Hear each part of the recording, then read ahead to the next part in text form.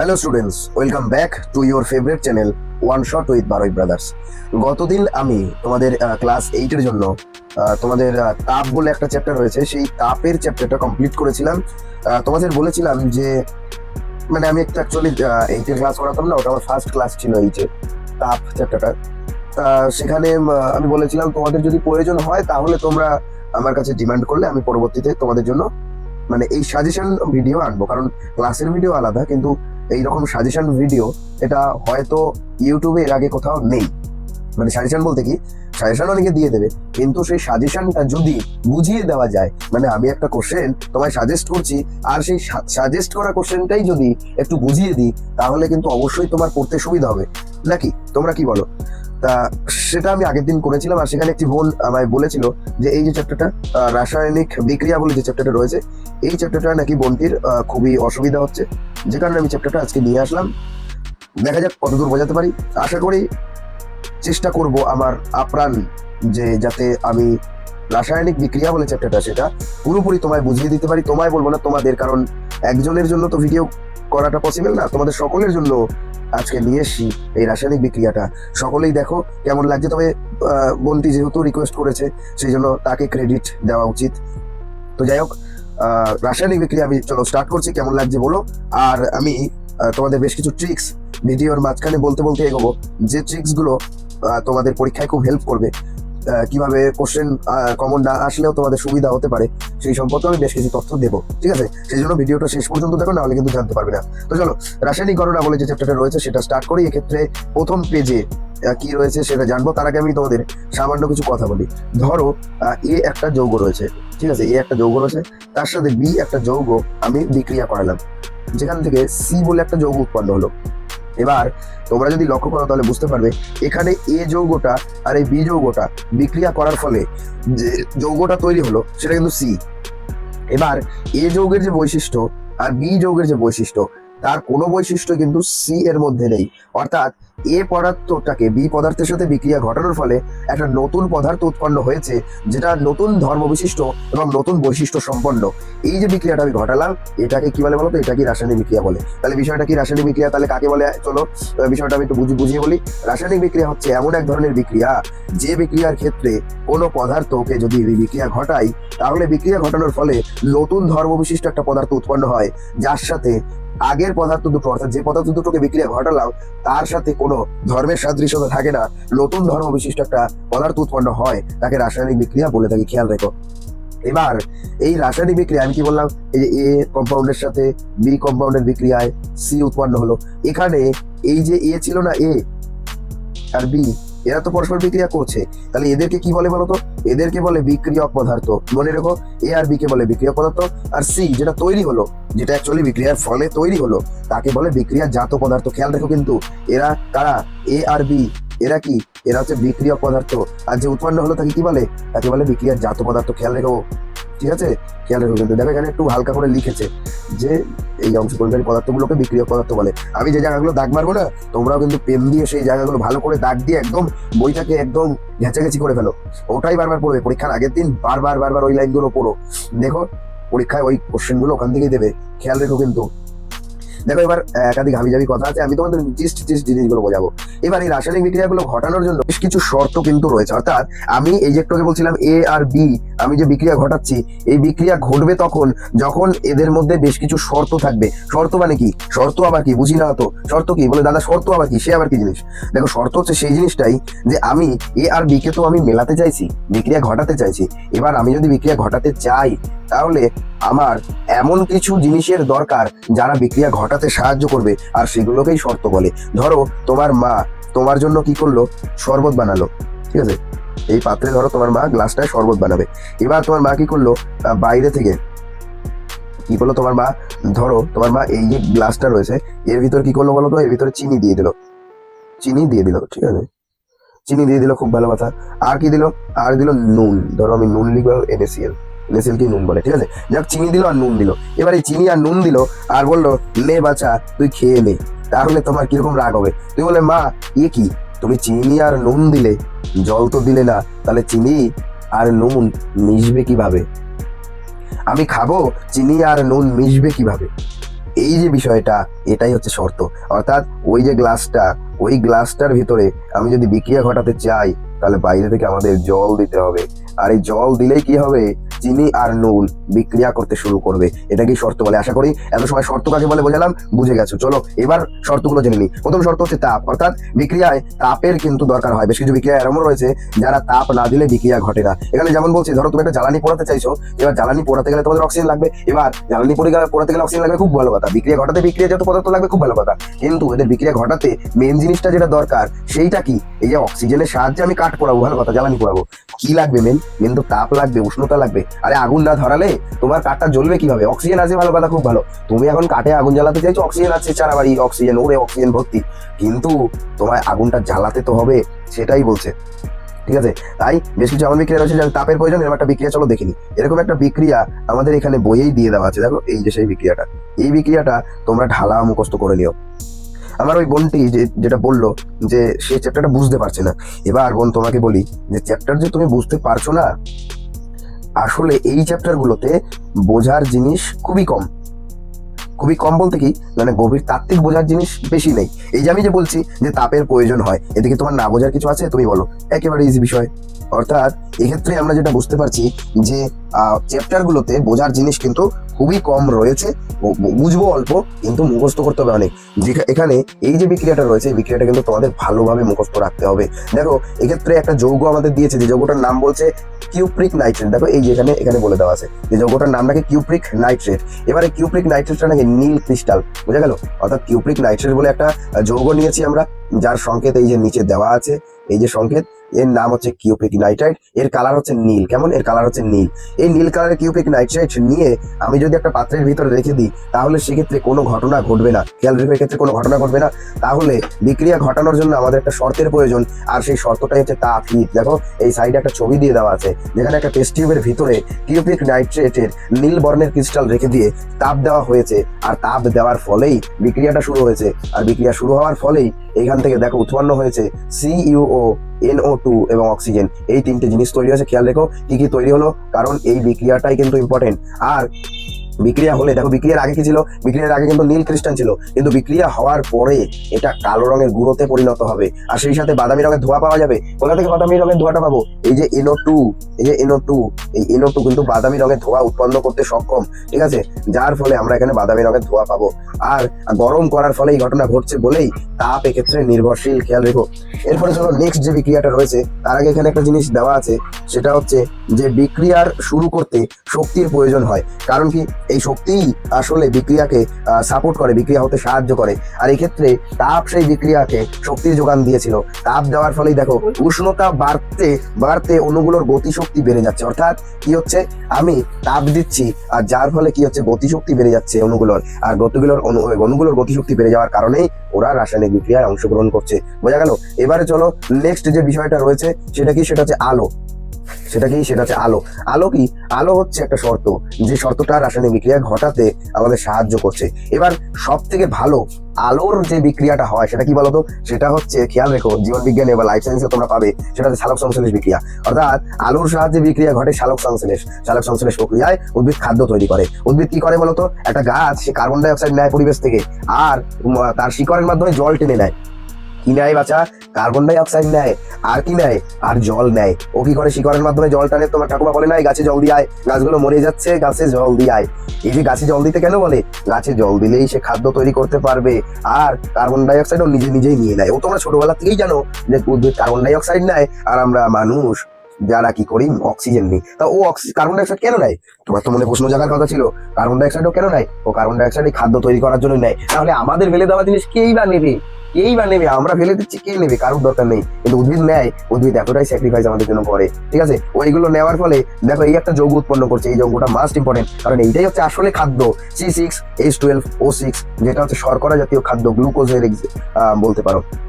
আর এর সাথে অক্সিজেন কিন্তু উৎপন্ন হয়। এই যে অক্সিজেন উৎপন্ন হলো দেখো, এই অক্সিজেনটাই কি হয় বলতো, এই অক্সিজেনটাই কিন্তু আমরা গ্রহণ করে থাকি, অর্থাৎ এই অক্সিজেনটা ও ছেড়ে দেয়, বুঝলা, আর এই অক্সিজেনটাই আমরা নিই। এটাই তো ওই জন্যই বলে যে উদ্ভিদ কার্বন ডাই অক্সাইড নেয় আর অক্সিজেন ছাড়ে, আমরা কি করি, আমরা এই জায়গায় দাঁড়িয়ে রয়েছি, এই জায়গায় দাঁড়িয়ে লাফালাফি করছি, এই অক্সিজেন আমরা নিচ্ছি, নেওয়ার ফলে আমরা কার্বন ডাই অক্সাইড ছাড়ছি, সেইটা উদ্ভিদ নিচ্ছে, উদ্ভিদ বিক্রিয়ার মাধ্যমে অক্সিজেন তৈরি হচ্ছে, সেই অক্সিজেন আমরা নিচ্ছি, আবার উদ্ভিদ নিচ্ছে, এইভাবে সাইক্লিক প্রসেসের মাধ্যমে চলতে থাকে। যাই হোক, তোমাদের একটু মজার মাধ্যমে বোঝানোর চেষ্টা করি যাতে কি হয় তোমাদের খেয়াল থাকে এবং মনে রাখতে পারো জিনিসগুলো।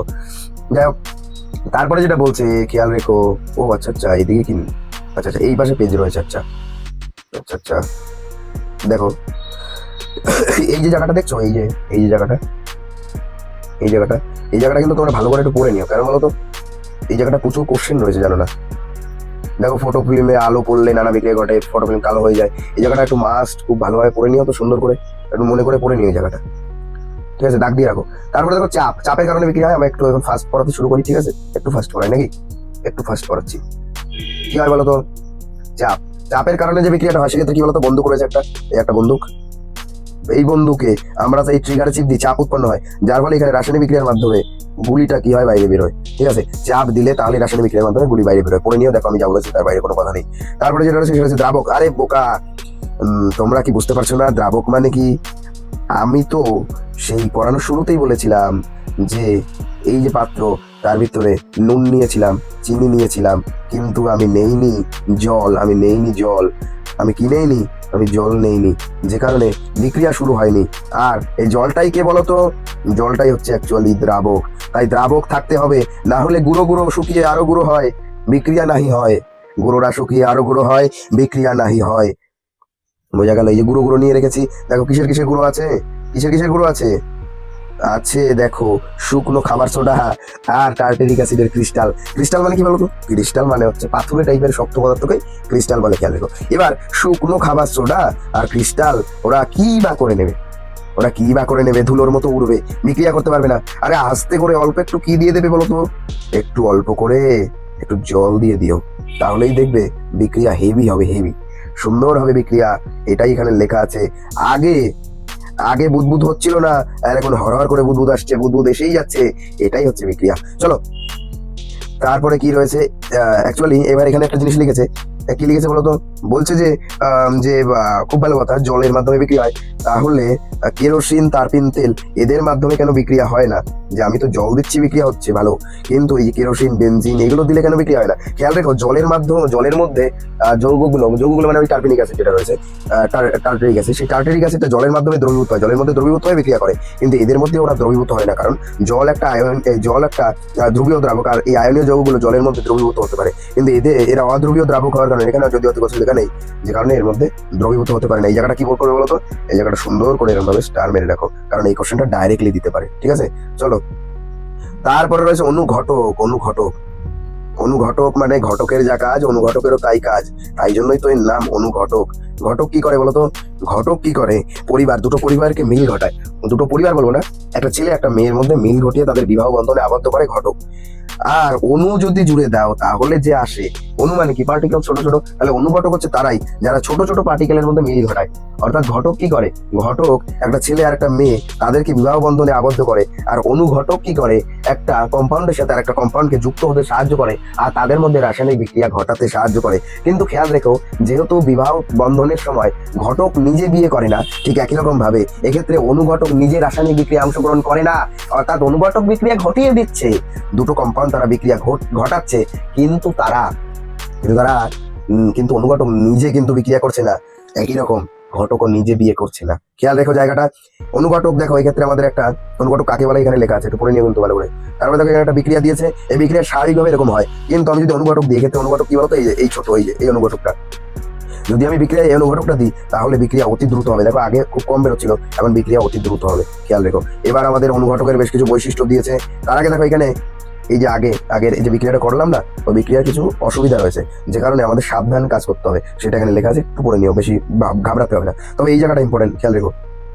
এই যে অনুঘটকের বৈশিষ্ট্য, এটা কিন্তু খুব ইম্পর্টেন্ট, খেয়াল রেখো। অনুঘটক বৈশিষ্ট্য কাকে বলে বুঝিয়ে দিচ্ছি, ঘাবড়াতে হবে না। চলো, অনুঘটকের বৈশিষ্ট্য বলছে অনুঘটক রাসায়নিক বিক্রিয়া অনুঘটক রাসায়নিক বিক্রিয়ায় অংশগ্রহণ করে কিন্তু বিক্রিয়ার শেষে আবার ফিরে পাওয়া যায়। আরে আমি তো একটু আগে বললাম যে ও নিজে বিয়ে করে না, নিজে বিক্রিয়ায় অংশগ্রহণ করে না, বিকরণ ওকে তো খুঁজে পাওয়া যাবেই। আর বিবাহ হয়ে গেলেও ঘটককে খুঁজে পাওয়া যাবে, কিন্তু বর্বকে খুঁজে পাওয়া যাবে না, তারা কোথায় চলে যাবে তার ঠিক নেই। ঠিক আছে, এমন কোনো অনুঘটক নেই যা সবসময় বেগ বাড়ায়। এবার বিক্রিয়া কি করছে, বেগ তো বাড়ি, মানে অনুঘটক এর কাজ কি, অনুঘটক মিল ঘটাচ্ছে, আর মিল ঘটানোর পাশাপাশি বিক্রিয়াকে দ্রুত বা মন্থর করছে, দ্রুত মানে তাড়াতাড়ি বিক্রিয়া ঘটাচ্ছে বা মন্থর করছে। এবার এমন কোনো অনুঘটক নেই যে সব কটা বিক্রিয়ায় দ্রুত চলে, এরকম অনুঘটক আছে যে কোনো বিক্রিয়া দ্রুত কাজ করায়, কোনো বিক্রিয়া আস্তে কাজ করায়। যাই হোক, তারপরে কি বলছে, বিক্রিয়া কোন অনুঘটক উপযোগী হলে আচ্ছা বিক্রিয়ায় কোন বিক্রিয়া কোন অনুঘটক উপযোগী সেটা আমাদের পরীক্ষার মাধ্যমে জানতে হবে, বোঝা গেল। এরকম নয় যে এই বিক্রিয়ায় এই অনুঘটকই উপযুক্ত হবে, আমরা আগে থেকে বলতে পারি না। তারপরে দেখো এখানে একটা বিক্রিয়া দেওয়া আছে, এটা একটু খেয়াল রেখো, এই জায়গাটা পড়ে নিও, এটা ভালো জায়গা। এই জায়গাটা কি বলছিল বলতো, একটা ইউরিয়া আর জল নিয়ে এখানে বিক্রিয়া ঘটাচ্ছে, তার মধ্যে একটা অরহর ডালের গুঁড়ো আছে। এবার অরহর ডালটা কিরকম বলতো, অরহর ডালটা তরমুজের বীজের মতন একটা, এর ভিতরে একটা এনজাইম থাকে, ঠিক আছে, ইউরিয়াজ এনজাইম থাকে, ইউরিয়াজ এনজাইম, এই জায়গাটা দাগ মেরে রেখো, ইউরিয়াজ নামক এক ধরনের এনজাইম থাকে। এই ইউরিয়াজ এনজাইমের উপস্থিতিতে এরা বিক্রিয়া করে, এই দেখো বিক্রিয়ার সমীকরণটা এখানে দিয়ে দেওয়া আছে। এই বিক্রিয়া করে এরা কি করে, অ্যামোনিয়া নামক একটা ক্ষারীয় পদার্থ উৎপন্ন করে। যে ক্ষারীয় পদার্থটা যদি আমি তার মধ্যে ফেনফথ্যালিন দিই, ফেনফথ্যালিন কি বলতো, ফেনফথ্যালিন হচ্ছে একটা ইউনিভার্সাল ইন্ডিকেটর, অর্থাৎ ও কি করে, ইন্ডিকেট করে কোনটা ক্ষার কোনটা অ্যাসিড, বোঝা গেল। তা এর ভিতরে যেহেতু এটা ক্ষারীয় পদার্থ, আমি একটু বললাম এটা ক্ষারীয় পদার্থ, যে কারণে এই ক্ষারের ভিতর যখন ফেনফথ্যালিন দেবো তখন এর বর্ণ কি হয়ে যাবে, লাল হয়ে যাবে, লাল। ফেনফথ্যালিন ক্ষারের ভিতর দিলে লাল হয়ে যায়। ওভারঅল আমি কি বুঝলাম এখানে, তোমাদের কিন্তু এই জায়গাটা দাগ মেরে রাখতে বলেছি, দাগ মারো কিন্তু বলে দিলাম, নাহলে মার খাবে। এই জায়গাটা দাগ মেরে রাখো, ঠিক আছে।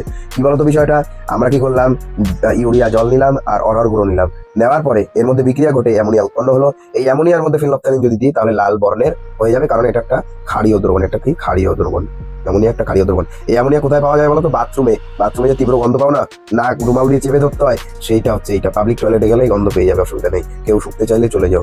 আর দেখো নর্দমার জীবাণু প্রস্রাবে ইউরিয়া ভেঙে অ্যামোনিয়া তৈরি হয়। অ্যামোনিয়া তৈরি হয় কিভাবে, নর্দমার জীবাণুরা প্রস্রাবের এই যে ইউরিয়া তাকে ভেঙে, ইউরিয়াকে ভেঙে কি করে অ্যামোনিয়া তৈরি করে, খেয়াল রেখো। তারপরে দেখো এই যে উৎসেচকের বেশ কিছু কাজ রয়েছে, কাজ মানে কি, উৎসেচক আমাদের কিভাবে সাহায্য করে সেই সম্পর্কে লেখা, একটু ভালোভাবে কেয়ারফুলি দেখে নিও, ঠিক আছে। আচ্ছা আচ্ছা, আমি একটু কি বলতো পেজটা উল্টো পাল্টা সাজিয়ে ফেলেছি, মানে এরকম সাজানো তো বইয়ের মতো করে, আমি এখান থেকে ডাইরেক্ট নিচে চলে এসেছিলাম। এই পাশটা একটু বাকি রয়েছে, ঠিক আছে, চলো এই পাশটা একটু বলে দিই। সেটা হচ্ছে দেখো, অনুঘটকের ক্ষেত্রফল যদি বাড়ে, এই দেখো একটা চক দেখো, এটা বড় চক ছিল, চকটাকে ভাঙলাম, দুটো টুকরো হলো, আবার ভাঙলে তিনটে টুকরো হবে। এবার দেখো প্রতি ক্ষেত্রে ক্ষেত্রফল বাড়ছে, অর্থাৎ কণার সংখ্যা বাড়ছে, ছোট ছোট কণা যদি এরকম বেড়ে যায়, এরকম যদি কণার সংখ্যা বেড়ে যায় তাহলে কি হবে, বিক্রিয়াটা অতি দ্রুত হবে, বোঝা গেল, বিক্রিয়াটা অতি দ্রুত হবে, সেটাই এখানে লেখা আছে, এই জায়গায় সেটাই লেখা আছে, খেয়াল রেখো, একটু পড়ে নিও। তারপরে দেখো জৈব উৎসেচক, জৈব অনুঘটক বা জৈব উৎসেচক, সেটা কি বলতো, জৈব উৎসেচক বা জৈব অনুঘটক অ্যাকচুয়ালি আমাদের দেহে এক ধরনের মানে তোমার অনুঘটক থাকে, এই দেহে থাকা অনুঘটক গুলোকে উৎসেচক বা এনজাইম বলে, যারা জৈবিক ক্রিয়ায় সাহায্য করে, দেহ গঠনে, দেহের বিভিন্ন কাজে সাহায্য করে। এগুলো সাধারণত প্রোটিন ধর্মী যৌগ হয়ে থাকে। এরকম একটা এনজাইম আলুতে থাকে ক্যাটালিজ এনজাইম, এই যে এটা মনে রাখো, এটা তো আগেও পড়েছিলে। আর আমাদের যে তোমাদের লিভার, সেই লিভারেও কিন্তু এনজাইম থাকে, ক্যাটালিজ এনজাইম, মনে দেখো যে ক্যাটালিজ এনজাইম, সেটা কিন্তু মেটের ভিতরেও থাকে, ঠিক আছে, মনে রেখো। তারপরে চলো যে কোথায় চলে যাই, এই দিকটা তো পড়িয়েছিলাম, তাহলে এবার চলো আরো একটা ভালো জায়গায় চলে আসি। দেখো বোরিং লাগবে না, হয়তো আমি যাবে পড়াচ্ছি, বোরিং না লাগারই কথা, বোরিং লাগিও না, কারণ পরীক্ষা শেষ তো বোরিং এখন লাগিও না। তোমরা দরকার আমাকে অভিযোগ করো কমেন্টে যে দাদা বোরিং লাগে বা ইত্যাদি কিছু, তাহলে সেইভাবে পড়াবো আবার আরো মজার সাথে, ঠিক আছে। গলাটা ভালো না, শরীরটা খারাপ, নাহলে আরো ভালোভাবে তোমাদের পড়াবে। যাই হোক, তাপগ্রাহী আর তাপমোচী পরিবর্তন তোমাদের ছোট করে বলে দিই, কিভাবে বলো ছোট করে। তাপগ্রাহী মানে কি বলতো, যে বিক্রিয়ায় তাপ বিক্রিয়করা নেয় তাকে বলে তাপগ্রাহী বিক্রিয়া। মানে ধরো বিক্রিয়করা রয়েছে, তো ওরা বিক্রিয়া ঘটানোর জন্য তাপ নিচ্ছে পরিবেশ থেকে তাপ নিয়ে নিচ্ছে, তাহলে সেই বিক্রিয়াকে বলে তাপগ্রাহী। আর তাপমোচী মানে কি বলতো, তাপ ধরো বিক্রিয়ার ফলে উৎপন্ন হলো, ধরো বিক্রিয়া হয়েছে, বিক্রিয়া হওয়ার পরে ধরো তাপ উৎপন্ন হয়েছে, বিক্রিয়া হওয়ার পরে তাপ উৎপন্ন হয়েছে, সেগুলোকে আমরা বলি তাপমোচী বিক্রিয়া। খেয়াল দেখো এখানে দেওয়া আছে, এখানে প্রথমে যেগুলো দিয়েছে সেগুলো সব তাপ তোমার তোমার কি বলতো, সব কিন্তু এই যে তাপ মুক্ত হচ্ছে, দেখো তাপ মুক্ত হচ্ছে, সব তাপ মুক্ত হচ্ছে, এগুলোকে তাপমোচী বিক্রিয়া বলে, এগুলো সব তাপমোচী বিক্রিয়ার উদাহরণ। আরে ভাই এই যে এগুলো রয়েছে না, এগুলো সব করে মুখস্থ করে নিও, দেখবে পরীক্ষার সময় পেয়ে যাবে, অসুবিধা নেই। এই জায়গাটা বোনেরা ভাইয়েরা তোমরা একটুখানি মন দিয়ে পড়ে নিও তো, এই জায়গাটা এই মিস্ত্রি কাজ করতে গেলে তার অসুবিধা হয়, বুঝলা। তোমাদের তো চিলিং মারে, দেখো রাস্তার কানায় কাজ করে দাদারা, এরা এইসব পড়ে নেয়, এই বিষয়ের কারণ আছে, চোখের ক্ষতি হয়, ত্বকের ক্ষতি হতে পারে, এই জায়গাটা একটু পড়ে নিও, বুঝলা। যে বললো যে এদের কিভাবে ক্ষতি হতে পারে, এখানে ওদের সতর্কতার সাথে কাজ করতে হয়। দেখো একটু ওই জায়গাটা পড়ে নিও, বুঝলে? তারপর তাপগ্রাহী যারা তাপ নিয়ে নেয় তাদের তাপগ্রাহী বিক্রিয়া বলে, জায়গাটা দেখে নিও, ওই একই কথাই। ঠিক আছে, তোমরা ভাবছো যে দাদা কি করে এরকম পড়ে নিয়ে বলে ছেড়ে দিচ্ছে। আরে ভাই, তোমাদের যেগুলো পড়াচ্ছি সেগুলোই ইম্পর্টেন্ট, বুঝলা? তার বাইরে থেকে কোশ্চেন আসবে না। যেগুলো পড়ে নিতে পারছো ওগুলো একবার পড়ে নাও জাস্ট, দেখবো ওর ভিতর থেকে প্রশ্ন আসতে পারে, কিন্তু ইম্পর্টেন্ট না বলে আমি তোমাদের ছেড়ে দিচ্ছি, কারণ তোমরা একবার পড়লেই বুঝে যাবে যে ওর ভিতরে তেমন কিছু নেই। যাই হোক, পৃষ্ঠা এদিকে আসছে না কেন, কি সমস্যা হলো? তো যাই হোক, আসছে না যেহেতু সেইভাবেই দেখাতে হবে। এই বিক্রিয়াগুলো একটু দেখে নিও তো বন্ধুরা, এই যে বিক্রিয়াগুলো একটু দেখে নিও। এখানে দেখো মাইনাস তাপ মানে কি বলতো? মাইনাস তাপ মানে ও তাপ কিন্তু নিয়েছে, বুঝলা? তাপ উৎপন্ন হয়নি, তাপ কিন্তু ও নিয়েছে, খেয়াল রেখো। এই জায়গাটা একটু দেখে নিও, এই জায়গাটা, এই যে এই, আর এই যে ক্ষতি হওয়ার ব্যাপারটা এখানেও লেখা আছে, এই যে এখানেও লেখা আছে ব্যাপারে যে ক্ষতিগ্রস্ত করে। এই বক্সটা অতটা গুরুত্বপূর্ণ না, একটু দেখে নিতে পারো তাও। তারপরে দেখো জারণ বিজারণের ধারণা দেওয়া আছে। জারণ বিজারণের ধারণা, সেক্ষেত্রে জারণ কাকে বলে বলতো? জারণ হচ্ছে, একটু একটু করে বলি, জারণ অনেক কিছুকে বলে। প্রথমে হচ্ছে অক্সিজেন যুক্ত হওয়াকে জারণ বলে। দেখো অক্সিজেন কি? যুক্ত হওয়াকে জারণ বলে, তাই তো? চলো একাধিক এক্সাম্পলের মাধ্যমে বুঝিনি। এখানে দেখো প্রথম এক্সাম্পলের ক্ষেত্রে এই যে কপারের সাথে অক্সিজেন যুক্ত হচ্ছে, প্লাস ওয়ানে যুক্ত হওয়া, এই যে যুক্ত হয়ে গেল, এই যুক্ত হওয়া বলে জারণ। এখানে অক্সিজেন যুক্ত হচ্ছে, এই যে দেখো সিও ছিল, সিও, এবার আর একটা অক্সিজেন যদি জুড়ে যায় তাহলে CO2 হয়ে বেড়ে গেল অক্সিজেনের সংখ্যা, তাহলে এটাও জারণ হলো, বোঝা গেল? শুধু অক্সিজেন জুড়লে জারণ নয়, তার সাথে ক্লোরিন জুড়লেও কিন্তু জারণ হয়। দেখো এখানে একটা এক্সাম্পল দেওয়া আছে, ক্লোরিন জুড়লো আর জারণ হয়ে গেল, খেয়াল রেখো। তারপরে জারণ কাকে কাকে বলে? অক্সিজেন যদি জোরে তাহলে জারণ, ক্লোরিন জুড়লে তাহলে জারণ। শুধু তাই নয়, জারণ আরো একটা জিনিসকেও বলে, সেটা কি বলতো? সেটা হচ্ছে যদি হাইড্রোজেন বেরিয়ে যায় তখনও সেটাকে জারণ বলে। এই দেখো, হাইড্রোজেন অপসারণ ঘটলে তখনও তাকে জারণ বলে। এই যে এক্সাম্পল দেখো, এই যে এক্সাম্পল, এই যে এক্সাম্পল, এই এক্সাম্পলে হাইড্রোজেন বেরিয়ে গেছে, দেখো H2S ছিল, এবার দুটো হাইড্রোজেন ছিল, বেরিয়ে একটা H হয়ে গেছে, তাহলে হাইড্রোজেন বেরিয়ে গেছে। এটাও দেখে নিও, এই যে এটাও সেম এক্সাম্পল। তাহলে তাহলে বিজারণ কাকে বলে এবার আমরা জানবো। জারণ কাকে বলে জেনে গেছি। বিজারণটা হচ্ছে জারণেরই উল্টো, বুঝলা? জারণ যেটা ছিল সেটাই হচ্ছে, তার উল্টোটাই হচ্ছে বিজারণ। জারণে কি হয়েছিল? অক্সিজেন তোমার যুক্ত হচ্ছিল, তার মানে এখানে যুক্ত হবে কি? হাইড্রোজেন। হাইড্রোজেন যদি যুক্ত হয় তাহলে সেটা বিজারণ, ঠিক আছে? আর অক্সিজেন ওখানে জুড়ছিল, এখানে অক্সিজেন অপসারিত হলে বিজারণ। অক্সিজেন যদি অপসারিত হয় মানে বেরিয়ে যায়, সেটা বিজারণ।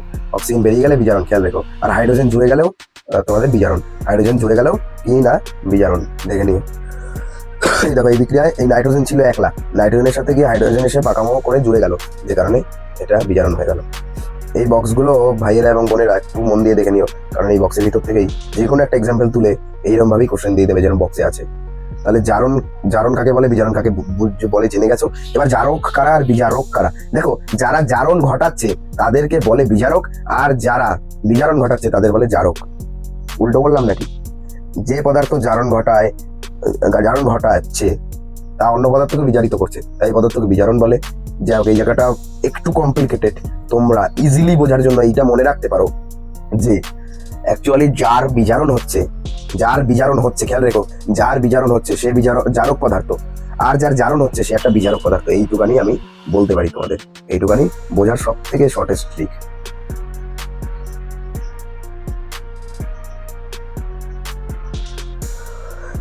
তারপরে দেখো এখানে একটা ছোট্ট বিক্রিয়া দেওয়া আছে, এই যে দেখো, এই যে এই বিক্রিয়া কি করেছে বলতো? পাত্রের ভিতরে তুথ নিয়েছে। তুথ হচ্ছে একটা কপারের একটা যৌগ, কপার মানে Cu, কপারের একটা যৌগ। কপার মানে কি বলতো? কপার মানে তামা। তার ভিতরে একটা পেরেক নিয়েছে, এবার কপার ওই পেরেকের উপর জমে গিয়ে কি হয়েছে বলতো? তোমার একটা কপারের কালার কিরকম? কপারের কালার মনে নেই? কপার মানে তামা, তামার রং তামাটে হয়, তামাটে বাদামি টাইপের। তাই পেরেকটার উপরে কি হয়েছে বলতো? বাদামি রঙের একটা আস্তরণ পড়ে গেছে, একটু দেখে নিও। এই জায়গায় ওগুলোই লেখা আছে, এই যে এই টোটাল জায়গাটা এগুলো লেখা আছে, টোটাল জায়গাটা কিভাবে কি হলো। তবে এই কোশ্চেনটা কিন্তু ইম্পর্টেন্ট কোশ্চেন, ঠিক আছে? আমি তোমাদের বোর্ডে যদি করাতাম এটা কিভাবে আসলো, কিভাবে ওর উপর কি হলো সব বুঝিয়ে দিতে পারতাম। যেহেতু তোমাদের পরীক্ষার সামনে, সরাসরি আমি বই খুলে নিয়েই তোমাদের দাগিয়ে দিচ্ছি। নাহলে আমি সাধারণত বই দিয়ে পড়াই না, বোর্ডে পড়াই। তো যাই হোক, এটা তোমরা কি করতে পারো? পড়ে নিতে পারো, কারণ এটা ইম্পর্টেন্ট কোশ্চেন, খেয়াল রেখো। আর ওখানে যে সেম জিনিসটা দেখলে এখানেও তাই সেম জিনিস রয়েছে একটা, যে এই যে তুথ নিয়েছিল, যে কারণে কালার আবার সেই ওরকম বাদামি হয়ে গেছে। আর একটা এই বক্সটা দেখে নিও, ঠিক আছে? কি করছে, জারণ না বিজারণ, সেটা আসতে পারে, একদম হুবহু কোশ্চেন চলে আসবে। আর একটা তোমাদের কথা বলি, জারণে ইলেকট্রন ত্যাগ হয় আর বিজারণে ইলেকট্রন গ্রহণ হয়, এটাও খেয়াল রাখার মতো একটা কোশ্চেন, খুবই সুন্দর একটা কোশ্চেন, ঠিক আছে? মনে রেখো। দেখো এখানে এই যে এক্সাম্পল গুলো দিয়েছে, এখানে দেখো এই যে এখানে ইলেকট্রন দেখো বেরিয়ে গেছে, যে কারণে এটা কি হবে? জারণ হবে। আর এক্ষেত্রেও জারণ, আবার এক্ষেত্রেও জারণ, খেয়াল রেখো। জারণ বিজারণ একটু খেয়াল রেখো, বক্সটা একটু দেখো। জারণ বিজারণের কোশ্চেন দেবে কিন্তু, এই দেখো, এবার দেখো জারণ বিজারণ সংক্রান্ত এত সময় যা জানলাম সব এখানে পুরোটা দিয়ে দেওয়া আছে। জারণ কখন হয়, বিজারণ কখন হয়, জারক কারা, বিজারক কারা, সব এখানে দেওয়া, সব এখানে দেওয়া। মন দিয়ে পড়ে নিও, মন দিয়ে চোখ বন্ধ করে মুখস্থ করে নিও, আসবেই প্রশ্ন। এই বক্সটা দেখো বন্ধুরা, বক্সটা দেখো, দেখো কিচ্ছু বোঝানোর নেই, দেখেছো? আমি বললাম না বোঝানোর কিছু পাবা না একটা সময়। এই দেখো এরকম বিক্রিয়া কিন্তু পরীক্ষায় আসবে বন্ধুরা, এরকম বিক্রিয়া অবশ্যই পরীক্ষায় আসবে, করে নিও তোমরা ভালো করে। দেখো এখানে সিইউও ছিল, সিইউও, তাই তো, কপার এবং অক্সিজেন। এখান থেকে দেখো অক্সিজেন বেরিয়ে গেছে, আর অক্সিজেন বেরিয়ে গেলে কি হয় বন্ধুরা? অক্সিজেন বেরিয়ে গেলে বিজারণ হয়, তাই দেখো এই যে বিজারণ বলছে। ছিল হাইড্রোজেন, দেখো ছিল হাইড্রোজেন, দেখো হাইড্রোজেন ছিল, সেখান থেকে একটা অক্সিজেন জুড়ে গেছে, অক্সিজেন জোড়া মানে জারণ, খেয়াল রেখো, ঠিক আছে? এই নিচে একটা রয়েছে, এইভাবে মিলিয়ে নাও, দেখো পারছো কি? দেখো প্রায় শেষের দিকে এসে গেছি। এইখানে তোমরা এইগুলো জারণ বিজারণ বিক্রিয়াগুলো শনাক্তকরণ করতে পারছো কি একটু দেখো। আর এই দেখো এখানে রয়েছে সক্রিয়তার শ্রেণী, সক্রিয়তা শ্রেণী নিচের থেকে উপর দিকে যত আগাবে তত সক্রিয়তা বাড়বে, খেয়াল রেখো, অন্তত সক্রিয় হবে যত উপর দিকে উঠবে। এই উপরে যারা রয়েছে এরা কিন্তু খুবই সক্রিয়, এরা জলের সংস্পর্শে আসলেই যেন ফেটে আগুন ধরে যায়। এই যে সোডিয়াম আছে না, এনএ সোডিয়াম, এনএ, আরে বাবা কি হচ্ছে, আরে এনএ সোডিয়াম, এই সোডিয়াম একটা মারাত্মক ধাতু, জানো না? সোডিয়াম ধাতু জলের ভিতর ফেলে বাস্ট হয়ে একবার আগুন ধরে যায়, জলে আগুন ধরে যায়, মারাত্মক সক্রিয় ধাতু। ল্যাবগুলোতে তো পাওয়া রাখেই না, স্কুলের ল্যাবে মোটামুটি হয়তো রাখে, তাও রাখে না, আমার যেমন রাখেই না, ওরা অনেক কষ্টে কিনে হয়তো রাখা লাগে, অনেক প্রিজার্ভেশনের কেরোসিনের মধ্যে রাখা হয়। সক্রিয়তা নিচের দিক থেকে উপর দিকে উঠলে সক্রিয়তা বাড়ে, খেয়াল রেখো, নিচের দিকে নামলে সক্রিয়তা কমে, ধাতুগুলো সক্রিয়তা খুব কম। এই সক্রিয়তা শ্রেণীটা পুরোটা মুখস্থ করে রেখো। আর দেখো কার সক্রিয়তা কম, কার সক্রিয়তা বেশি একটু করে নিও। প্রায় শেষের পথে আমরা চলে এসেছি। এই দেখো ধাতু নিষ্কাশন আর শক্তি প্রদান, ধাতু নিষ্কাশনটা বলি। ধাতু নিষ্কাশন মানে এই দেখো, এখানে দেখো এই যে এখানে জেডএন এর সাথে কার্বনের বিক্রিয়া ঘটানো হয়েছে। দেখো কার্বন কি করেছে, ওই অক্সিজেনকে শুষে নিয়ে সিও অর্থাৎ কার্বন মনোক্সাইড উৎপন্ন করেছে, আর ওইদিকে জিঙ্ক পড়ে রয়েছে। এবার দেখো জিঙ্ক ধাতুটা কিন্তু ওই জিঙ্ক অক্সাইডের যৌগ থেকে বের করে নেওয়া গেছে, যেহেতু জিঙ্ক বের করে নেওয়া গেছে ধাতু নিষ্কাশিত করা গেছে, ধাতুকে বের করা গেছে, এটাকে ধাতু নিষ্কাশন বলে। লোহায় মরচি ধরা, আমি এটাকে একটা গ্রেট ইম্পর্টেন্ট কোশ্চেন ধরতে পারি, গ্রেট ইম্পর্টেন্ট কোশ্চেন, ঠিক আছে? খুব ইম্পর্টেন্ট, খুব ইম্পর্টেন্ট, ভালোভাবে দেখে যেও বন্ধুরা, ভালোভাবে দেখো কিভাবে মরচি ধরে। তোমাদের বোঝাতে পারলাম না সময়ের অভাবে, আর বোর্ডেও করাতে পারিনি বলে বোঝাতে পারলাম না, তবে খেয়াল রেখো, আর এই সংকেতটা মনে রেখো, আর না বুঝলে বলো। অ্যাকচুয়ালি কি হয়, একটা লোহাকে যদি আমি ফেলে রাখি দীর্ঘদিন, ওর উপরে অক্সিজেন এবং অন্যান্য জলীয় পদার্থের একটা আস্তরণ পড়ে যায়, এটাই মরচে পড়া। একটু ভালো ভাষায় লিখতে হবে এই আর কি, বুঝলা? শেষ পেজ, নারিকেলের গায়ে কেন আর কি ছোপ পরে সেটা লেখা আছে। এই জায়গাতে ইম্পর্টেন্ট কোশ্চেন অত নেই, বুঝলা? অত ভাবতে হবে না। যাই হোক, আজকে তাহলে এটা বুঝিয়ে দিলাম মোটামুটি রাসায়নিক বিক্রিয়া। কেমন লাগলো একটু জানিও কিন্তু। আর বোন, তোমার কেমন লাগলো তুমি একটু জানাও, কারণ তোমাদের জন্য এইগুলো করা পরীক্ষা এসে গেছে। পরের বার মানে থার্ড ইউনিটে তোমাদের ভালোভাবে বোঝাবো, পড়াবো প্রথম থেকে লাস্ট পর্যন্ত। সেই জন্য প্রস্তুত হয়ে এবারে পরীক্ষাটা মোটামুটি যেমন পারো তেমন দাও, অসুবিধা নেই, ভাবতে হবে না। পড়েছো তো, তাও অতটাও টেনশন করো না, পরীক্ষা তোমাদের ভালো হোক এটাই আশা করি। তো চলো টাটা। আর অন্য কিছু প্রয়োজন হলে জানিও কিন্তু অবশ্যই।